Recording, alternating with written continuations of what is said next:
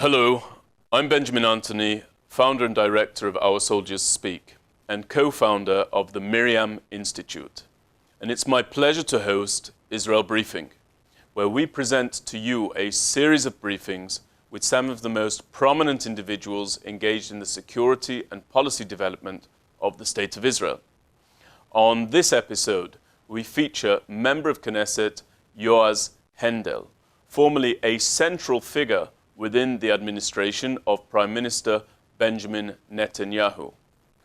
In this briefing, Member of Knesset Hendel is representing the Blue and White or Kahol Lavan party.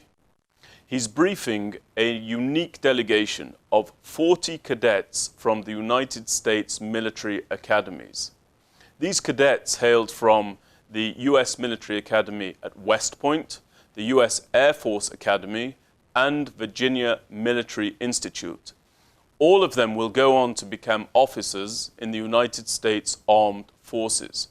They arrived in Israel by way of a groundbreaking initiative of Our Soldiers Speak, the Israel Strategy and Policy Tour, which brings these cadets to Poland for 2 days, during the course of which they visit the Warsaw Ghetto, and they also tour Auschwitz and Auschwitz-Birkenau. Immediately thereafter, they proceed to the State of Israel for a strategy and policy tour that crisscrosses the country north to south, east to west. On JBS, here is another in our series, Israel Briefing. Allow me to start with my experience from yesterday, and to change the picture, or maybe to share with you the problematic or complicated situation inside Israel, and how sometimes a Knesset member, a parliament member, can be at the same time part of other circles of being Israeli. So yesterday I participated in a drill, in a military drill. I'm Lieutenant Colonel in the Israeli Navy SEALs in a reserve duty service. So I found myself with uniforms, with M16, with my unit behind me, just preparing ourselves to 2 weeks of a drill, or military drill in 1 week from now. Preparing ourselves to military scenarios, military campaign, theoretically. And I'm starting with that because everything here is a mix. Before I joined politics, I was a columnist in one of the biggest newspapers in Israel. And so I wrote columns about different issues in Israel. One of them was military issues, how to defeat or not defeat Hamas. I'm very proactive, strengthening the ability of Israel to deter small actors in this area. And I always explain to my colleagues from all over the world when they come to Israel that a journalist here or a columnist here has also responsibility for his own words. He can write some recommendations for politicians, go to do this military campaign or stop that or do that, and one day after that he can find himself with uniforms at the military campaign while he's actually part of what he wrote about a few hours ago. So with that starting point, I would like to add some comments to what Bogi Elon said before, and he was my commander in the military when he was chief of staff in Israel, and he is also my party head today. He's actually lead my party in the Knesset. So being relevant, part of it is to understand what kind of wars, specifically here in Israel, but also I think your challenges in the future you will find it. Being relevant is to understand what exactly is to defeat the enemy, what exactly is to win, and how everything connect to politics, to public atmosphere, even to the media. What we know today, part of it is that we are not actually fighting strong actors. It's not the same wars that we knew until 73. That we have enemies, we have a line of a battle, one army defeat the other, and everyone knows the day after who is the winner and who is the loser. Today it's a completely different situation. We are fighting against terror and guerrilla organizations. You know it by heart from studying Vietnam and other wars in the world. Our main enemies are proxies, are not really real actors. We are not fighting against Iran, we are fighting against proxies of Iran. And when we are going to a military campaign, when we had a military campaign in Lebanon in 2006, it was against Hezbollah, which is between hybrid organization, between terror organization and guerrilla organization. When we are fighting Hamas, it's a terror organization that also has kind of abilities of guerrilla organization. And actually, it's not about power. It's not about military capabilities. It's about creating the consciousness of winning. How you convince your own people and the other side that you actually defeat them. And why is that why it's so important? Because if you finish a military campaign and you actually achieved everything, and in the day after here in the parliament, which is, as you understand, democracy, strong democracy, we debate with each other every day. Here in the parliament, in our parliament, if in the day after we are going to doubt the achievements of military campaign, it's actually changed the whole meaning of winning the war. And sometimes, from military perspective, the army here, the IDF, can achieve unbelievable achievements. At the same time, from civilian perspective, it can be a disaster. Now, it also means that it's not only about killing the mass of the enemies, destroying the mass of capabilities of your enemy. It's also about, it also can be about one picture, a winning picture. If you can put the flag in the right place, if you can convince the civilians here in Israel and the enemy that you actually defeat them, if you convince the international community. Because if you, and I had experience in different military campaigns that we did the right things, but at the same time we found ourselves in a sensitive, more complicated situation 2 weeks after that, just because we missed a target and we had some civilian target in Lebanon or other scenarios, which can happen, as you know, in a military campaign or in a war. And I think that one of the aspects of being a Knesset member, a parliament member today in Israel, is first of all to understand that even though Israel, I think, is the most flourishing country in the Middle East with the strongest economic conditions and for sure the only democracy here, with high-tech, with many achievements, even though it's not a normal place. In 2 years, 3 years, we can find ourselves, even in 1 month, we can find ourselves again in a military campaign. A Knesset member, a parliament member like me can find himself risking his own life, and I have 4 kids, so I don't like to risk my life. I grew up since I was 18, and I was very happy to join every military operation or whatever, and fighting against an enemy, a clear enemy, but at the same time fighting about the narrative, which is more complicated. Fighting the enemy, it's easy. Sending troops, sending aircraft, sending, I don't know, commando units, whatever. Fighting the narrative, it's much more complicated. Because the army cannot influence my opinion.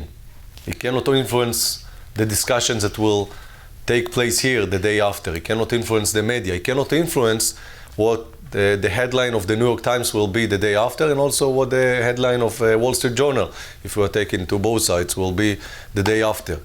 And this is part of the problematic situation. And for me, as Israeli, as Zionistic, as someone that believes in Israel as a Jewish and democratic state, for me, one of the challenges is, first of all, to feel that we are doing the right thing. It's not about to feel how, it's not about educating ourselves how to do a military campaigns. It's not about educating our soldiers about different military maneuvers. It's about educating ourselves that we are doing the right thing. First of all, to convince ourselves. Hearts and minds, but for here, inside our home, first of all. And then to spread it out.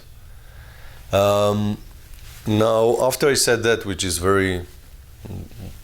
coming from your world and my, as a hobbit, I can say, I can tell you that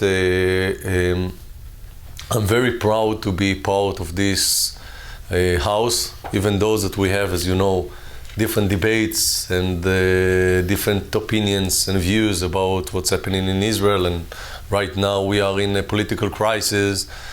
Still, the ability to talk, to argue, to fight politically with each other, I think this is what makes Israel such a strong state, with such a strong democracy, that actually helping us to strengthen us economically, militarily, politically, and from other aspects. I would like to recommend you not to see Israel through the current situation, political situation. It's part of our democratic character and part of our challenges. I'm saying that, and I'm going back to our starting point. Being democracy, giving you a lot of tools to help yourself, to strengthen yourself, to develop your own country. At the same time, militarily, giving you a lot of limitations when you are fighting against terror and guerrilla organizations.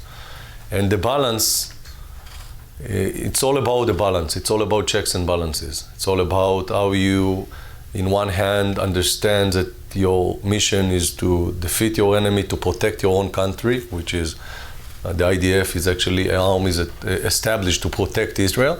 And at the same time, you understand that you are also part of a political arena. And if a soldier, one corps is doing the wrong thing, actually, in the day after, it can be a headline in the New York Times or another newspaper, and 2 days after that, it can be a discussion at the UN, one of the UN committees, and 3 days after that, it can be one of the most influencer people in Israel for that year. And we had experience also in that matter. Checks and balances is to find ways to keep your own security needs and at the same time your liberal values. If you have a checkpoint, for example, here in Israel, when we are trying to supervise people that crossing the checkpoints to work in Israel, how you balance between your security needs to make sure that no suicide bomber is crossing the checkpoints, and at the same time how you give maximum ability to Palestinians, for example, to cross and to work and to make money and to bring money back home. Checks and balances is between our national character and at the same time our democratic character. And it all comes to a very small dilemmas. Sometimes it's dilemmas that you have in a campaign, in a military campaign, when you have a school, that you know that kids are actually has become a human shields and protect terrorists that launch rockets against our own citizens. It can come to another point when you have a debate inside the UN between different actors, countries that criticize Israel for taking military steps. It can come also to internal politics inside Israel, which happens day by day. What I try to say shortly is that this is a very complicated state with a very sensitive, with a sensitive approach to balance between different needs and interests. I had the opportunity to teach at university some courses about Israel, and I always said that if we are as Israelis still trying to understand who we are and how we are doing that, and what does it mean to strength, checks and balances, and what does it mean to keep our moral values at the army, and at the same time to make sure that our security needs are fulfilled. What does it mean to be an Israeli, a national state, and at the same time democratic one? So probably no one else can understand what is it Israel exactly. So the only conclusions that I have, the only conclusions that I can share with you to summarize my short briefing is that you will not understand Israel completely, but the only thing that you can understand is that our wills and visions, and this is to be a symbolic society, to be the only Jewish state which keep on liberal and democratic values, to make sure that our soldiers, civilians, leaders, politicians understand that security and values are going together if we want to make sure that this miracle, as I see it, the state of Israel, still flourishing and strengthening ourselves, and the Zionistic vision to create a Jewish state, a democratic one, will remain here for many, many years. Amazing. So this is my short view, and now you can ask whatever you want. Thank you very much. You talked a lot about fighting the narrative. How do you go about dealing with that, the internal conflicts here, like the rise in Jerusalem yesterday? First of all, it's complicated, as I said. I don't know how to control the narrative after a day like yesterday. But I can tell you that I can try to control the narrative in a military campaign in Gaza, for example. In the Second World War, I'm sure that you know about it, but the US military recruit different film makers in order to create a narrative. I think 6 of them. There is a nice movie about them, how they actually create the American narrative in the middle of the war. Now, in those days, it was quite clear. You had your enemy, you had your own people, your allies, and the first ones that actually put the flag or defeat the enemy was the winner. So we knew exactly, the Americans knew when they were, when they achieved the mission. They were in Berlin. It was very easy. Today, it's less and less easier. I think that the American military, or you actually saw that in Vietnam, while you had unlimited power, military power, at the same time you had dilemmas with legitimacy outside and inside, which influence not less than military capabilities. Here we have the same problem. We have a very strong army, the most strongest army in the Middle East. We have a guerrilla, a small guerrilla organization, and at the same time, it's not about military capabilities. It's about criticism from all over the world. It's about sometimes hurting uninvolved people, which happens in military campaigns when you try to shoot someone that surrounding himself in a civilian area. Sometimes mistakes happen. It's about convincing people here in Israel that the price is worth. It's about telling your people and countries outside what actually you have done in a military campaign, which is very complicated to explain. Sometimes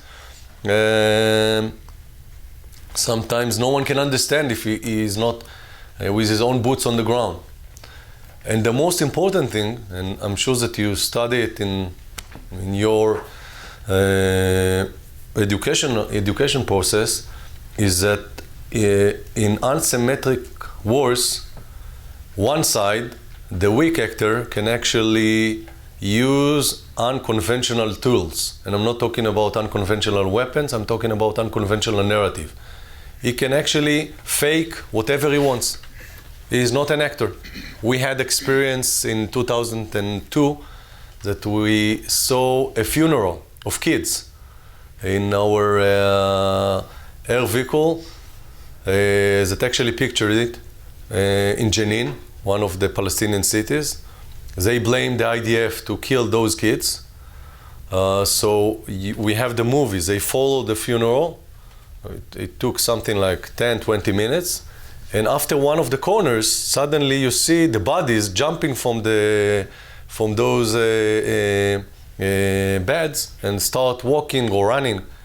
So, and nothing happened, because if in unsymmetrical information war, you can lie and it's okay if you are the weak actor. If you are a state, you cannot lie. Or you cannot lie officially, let's say it like this. So it's also about tactical narrative, but also strategic narratives. How you convince the international communities that what you're doing is the right thing, or how you convince them that you had no other options than to launch a military campaign in order to protect your own people. How you find ways to convince the other side that it's not worse to continue with these wars, because if you take, for example, the last campaigns in Israel, it's not about conquered territory. It's about conquered the minds and hearts of people. How you convince them that the price is heavy enough to stop and to have a ceasefire. It's not about defeating as we knew in the wars in the past. How you convince your own people. How you convince the media. So it's becoming more and more problematic, and sometimes you can use the same trick from the World War II and to make sure that you have enough cameras, pictures, people, filmmakers that understand that it's not only about shooting, it's not only about the M16, it's also about the pictures that you take in the middle of the campaign. And I know that you have enough forces that are doing that, but it's also a challenge here. I was wondering if you could share with us a particular experience in your life that has contributed to developing you into the leader that you are today. First of all, I served in the army for 6 years, a little bit more.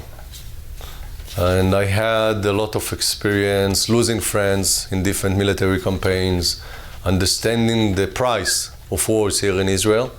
And don't forget that here in Israel, everyone has to go to the army, have to serve in the army. There is no other option. And you find yourself, I would say that what mostly shaped my views is to meet actually mothers of friends of mine that lost their life in military campaigns. And I always says that if you, Bogies, that you just spoke with him, an officer like that had so much experience, not in fighting. Fighting, it's okay. It's not that problematic to fight. We know it for many, many centuries. To meet mothers and to tell them that their kids lost their life under your ship, and it's part of your responsibility, it cannot leave you ever. And actually, someone that find himself in those kind of dilemma create, or I would say, is carrying a baggage that no one can carry, and it forces him to become a leader. It doesn't matter what kind of a leader, but it's part of it. Convert him to leadership, without any connection to what he is doing and what he planned to do and how he's doing that. He has some kind of responsibility over his shoulder. You know that part of the Israeli tradition, that after the military service, a lot of Israelis are going to South America, to India, to different places in the world for a long trip, a backpacker's trip. The majority of the Israelis that serves in combat units are going to long trips all over the world. Not to the US, it's quite, it's quite a normal and sympathetic area, but to areas like South America and India, I don't know, or other places. I also, after a long military service, I spent 1 year in Latin America. And I think that part of it is to try to convince yourself that you don't have responsibility on your shoulders. And what you see and what you have done is not anymore part of your character. It can never leave you. And if you ask me how you shape leadership here in Israel, part of it is to be part of this Israeli narrative, part of the Israeli responsibility for life of other people, to understand the price of living here, the advantage of living here, and I love my country, but at the same time the price that you pay for keeping Israel as a Jewish and democratic state. I was interested in what's the final end state for Israel. Israel's been in conflict since its inception and before that. Militarily, they've switched from being defensive to now a strong, one of the strongest forces in Israel. So primarily, what's the political end goal with the strong military that you guys have now? Look, we educate our own kids on peace, telling them or giving them some songs about peace, telling them about the prophet of peace one day, how we believe in a utopic world. When you grow up, and if you're taking a political conservative point of view like mine, unfortunately you understand that there are more limitations than possibilities, and you need to minimize conflicts and not to believe in some kind of magic sticks that will resolve everything. Unfortunately, Israel, as I see it, is the front of the clash of civilizations in the world. As I see it, here you can see the clash between democratic values and other values. We are surrounded by dictators, dictatorships. We are surrounded by destable countries, states. We are surrounded by values that maybe can fit to the dark ages and not the modern periods. And we need, first of all, to recognize it and to try to minimize it by using interest, not by using dreams. I cannot tell you that my kids will not go to the army. My kids, I have, as I said, 4 kids. The youngest one is 4 years old. He will serve in the army, as I understand it. My wife always telling me that she doesn't want to think about it, but this is part of the price of living here. Thank you very much.